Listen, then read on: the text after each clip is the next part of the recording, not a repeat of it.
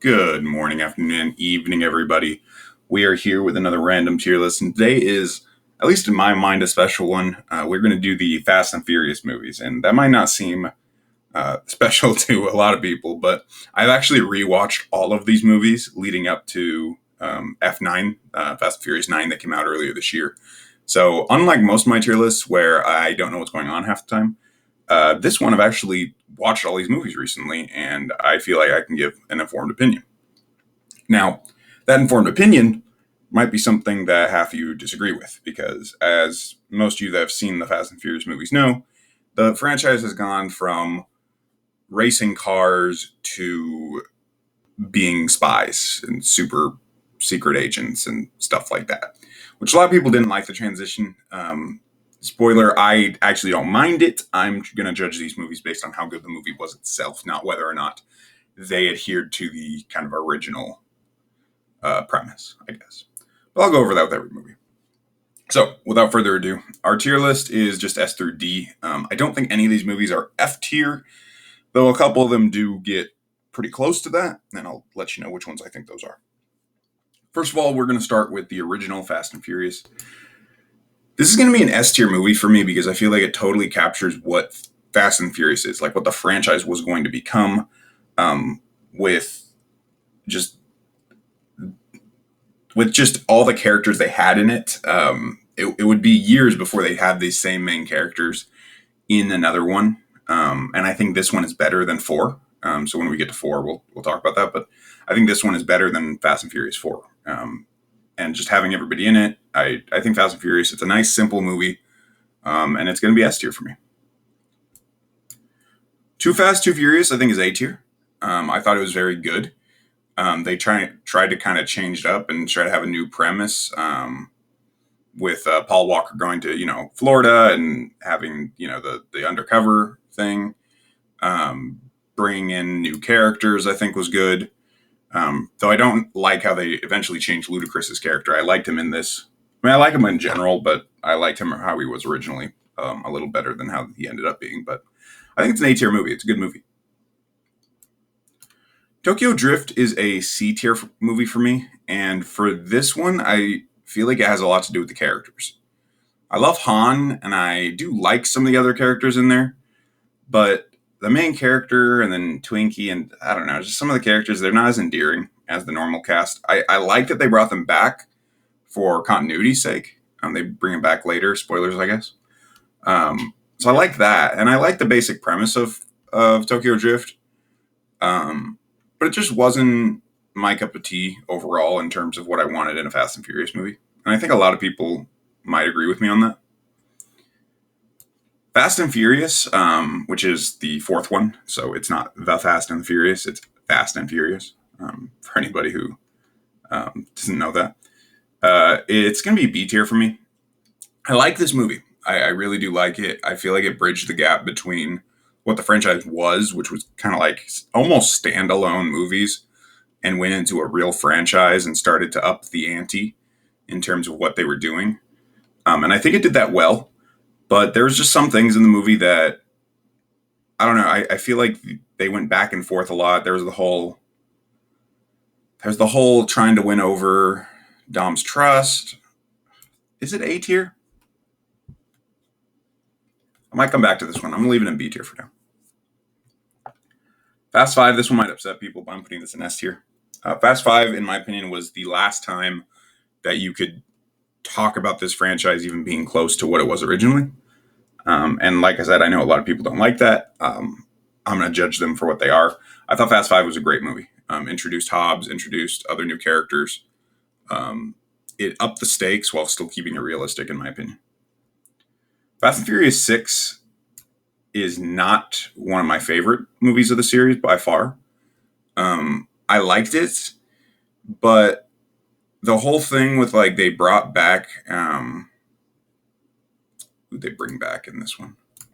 They brought back Letty, right? And that was cool, but I just felt like I don't want to get into plot holes because I'm sure all these movies have a million of them, but I just feel like if Dom and friends had just been hey, give us Letty and we'll leave you alone, you wouldn't have had a plot. So I don't know. I felt the reason for them helping out Hobbs and everything was a little weak. And then they also killed off Giselle, who I liked. Um, but I get how that played into the Han storyline. Furious 7, I have to put in S tier, if only for the fact that it was Paul Walker's last movie. They end up introducing new characters in here, played by the girl that plays in. She's in Game of Thrones. You guys don't know who I'm talking about. Jeez. Now I'm embarrassing myself because I said I just watched these. Ramsey, that's her name. Played by Natalie Emanuel. So they introduced a new character. This was when they really. This one in 6 is like when they really started to change Ludacris's character, which again, I like how he's portrayed overall, but it was definitely a big shift for me from how he's portrayed in Fast 2. So, but even with all that, I just can't bring myself to put this down any further because of how they portrayed Paul Walker at the end. Him driving away at the end, and I just remember watching that in theaters, and it just really being a heartbreaking moment. After you knew he died in real life. Next, we have Fate of the Furious. And I'm trying to remember because I obviously just saw Fate of the Furious and F9. So taking a look at this, I think Fate of the Furious has to end up down in C tier. So when I first saw the trailer, the premise of Fate of the Furious is that Dom has turned evil. And you're like, oh, why would they ever do that? Well, the reason they give in the movie actually makes sense. So I actually liked that. It actually did make sense on like why he would change sides and everything and why he was doing it. But they almost like when he's racing, I get him being portrayed as like the best ever. But I mean, he took on like 4 other people, like the rest of his team by himself. And there's the whole thing with them hacking into all the cars in London, and I think it was London, whatever city they were in. I just felt like it was really cheesy at times, and some of it just didn't make sense. I'm like, because I know the car I drive doesn't have a computer in it that could be hacked like that. So that scene specifically is one I just remember. I was just being kind of silly. I liked the overall premise, but I felt like the execution was poor. And along these lines, do I raise up Tokyo Drift? Do I raise that up? I definitely think Fast and the Furious 4 is better than Tokyo Drift. And I definitely think Too Fast, Too Furious is better than Fast and Furious 4. But I think this would be kind of how those others play out. I'll revisit this in a sec. Hobbs and Shaw sucked. There were certain things I liked in it. I liked the whole going to Samoa and stuff. I don't like the fact that Hobbs and Shaw are just like best friends now when they had so much beef. And I get that's like a trope in entertainment and stuff. But yeah, I thought the movie had a lot of problems. I might put this in F tier if I had an F tier, but seeing as all I have is a D tier and it's going to be the only movie there, I'm going to leave it there. F9 I liked. I liked F9. With John Cena, explored Dom's background a little bit more, gave us some more insight on certain things in the series. I didn't think it was the best movie, by far. But I liked how it brought back Mia, who looked a lot older. I mean, obviously they all look older, but after not seeing her for several movies, but bringing back Han as well in this one. Again, with the whole Mr. Nobody thing, the whole spy game, John Cena's like, this is my world. This is the spy world, or, whatever he says. And I think I have to leave this in B tier. Even though I really did like the movie, on hindsight, I just look back at certain parts of it, and certain parts of it were very cheesy. I do think Fast and Furious 4 is better than it, I think. So I think I'd have to leave that there. And I think I'm going to move Tokyo Drift up to B tier. But underneath Fast 9. So I think this is my ranking. In S tier, I think Fast 5 is probably the best movie. And I think Furious 7 is probably better than the original. Or not.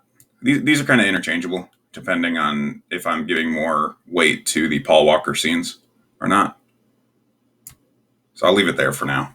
And then I think this is how the rest of my tiers would shape up. So yeah, let me know in the comments if you guys agree with me. Give me a like, dislike, whatever you feel like you need to do. Let me know if I'm an idiot, as always. Like I said, I did actually watch these movies recently, so this is somewhat of an informed opinion, so that might actually hurt or help my credibility. Not sure. But go ahead and let me know. And if you want to see another random tier list, there'll be another one up tomorrow at noon Pacific, like always. This has been the guy that makes random tier lists, signing out.